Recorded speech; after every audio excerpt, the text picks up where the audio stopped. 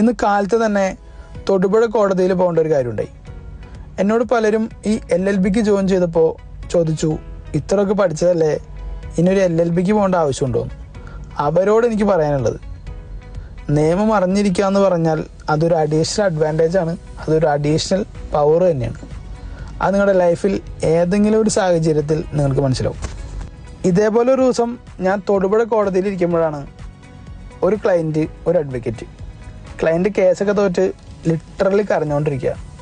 Opposite ഒരു advocate വാട്സപ്പൊക്കെ swipe ചെയ്ത് പുള്ളി ചില്ല് ചെയ്തിട്ട് പറയാണ്, ചേട്ടാ കേസൊക്കെ ആകുമ്പോൾ തോക്കും ജയിക്കും, നമുക്കിപ്പോൾ എന്താ ചെയ്യാൻ പറ്റുക, നമുക്ക് വാദിക്കാനല്ലേ പറ്റുള്ളൂ എന്ന്.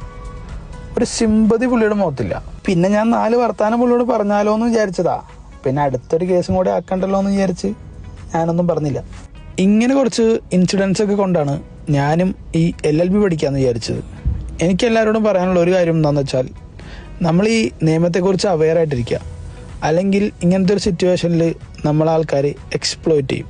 എനിക്ക് നിങ്ങളോട് പറഞ്ഞു തരാനുള്ള ഒരു ടിപ്പ് എന്താണെന്ന് വെച്ചാൽ, നമ്മുടെ കേസ് നമ്മുടെ അഡ്വക്കേറ്റ് പ്രോപ്പറായിട്ടല്ല വാദിക്കുന്നതെങ്കിൽ ആ അഡ്വക്കേറ്റിനെതിരെ വേറൊരു കേസ് കൊടുക്കാനുള്ള ഒരു പ്രൊവിഷൻ ഉണ്ട്. എന്ന് വെച്ചിട്ട് എല്ലാ അഡ്വക്കേറ്റ്സും മോശമാണെന്നല്ല ഞാൻ പറഞ്ഞു വന്നു കേട്ടോ. അങ്ങനെ ഇതെല്ലാം പറഞ്ഞ് നമ്മുടെ ഡേ നമ്മൾ സക്സസ്ഫുള്ളി കംപ്ലീറ്റ് ആക്കുന്നു.